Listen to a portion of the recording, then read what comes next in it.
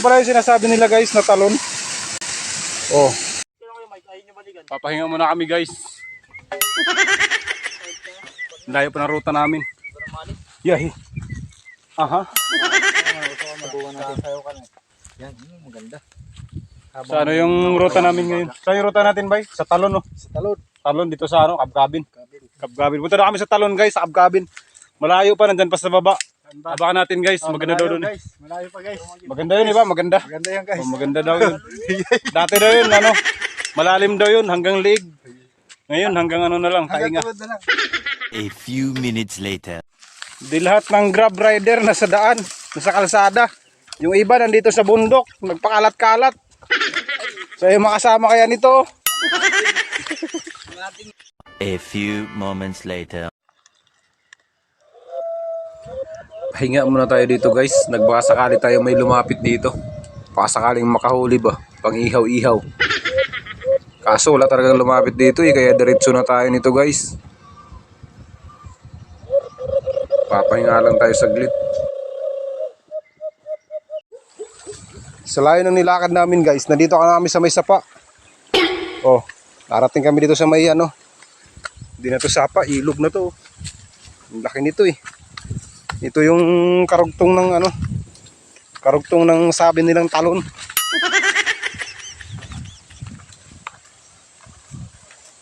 Yung mga kasama namin nandun sa unahan. Yung hinahanap namin talaga dito guys, kyutan. Kaso wala talaga kaming nahanap. Kaya ng umaga, doon kami sa kabila. Wala din.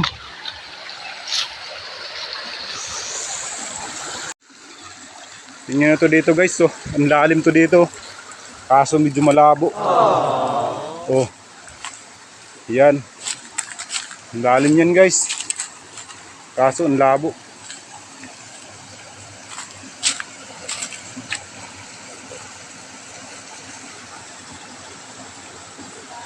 Mukhang malinis tong ilog na to guys. Tingnan nyo.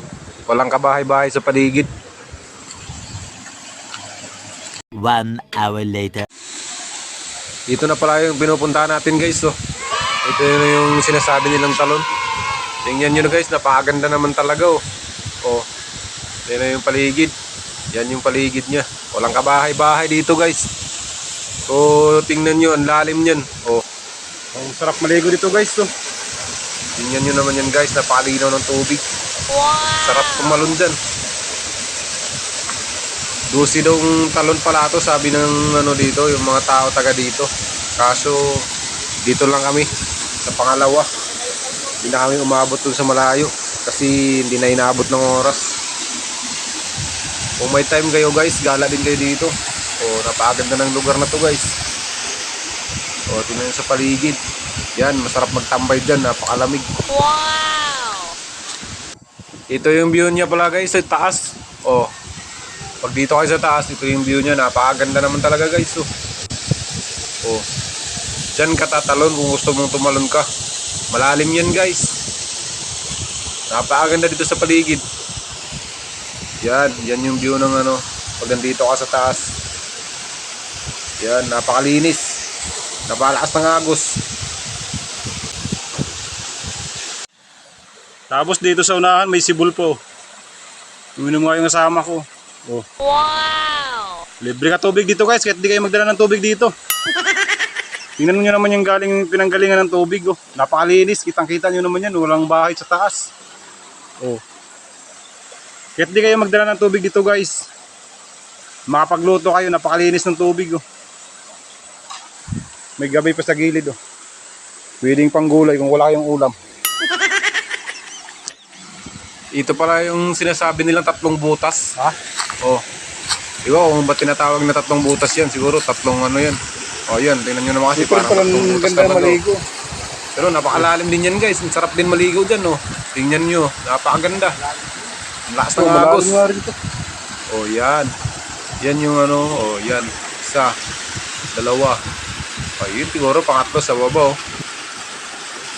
Napakaganda magpalamig dito guys. Sa panahon ngayon napakainit eh. Tingnan nyo dito yung area dito sa gilid.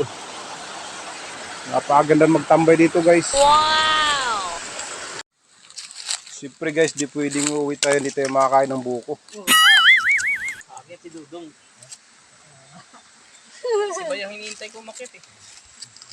Yan yung mga ano, Sa bundok ka. Oo, pagalitan sa...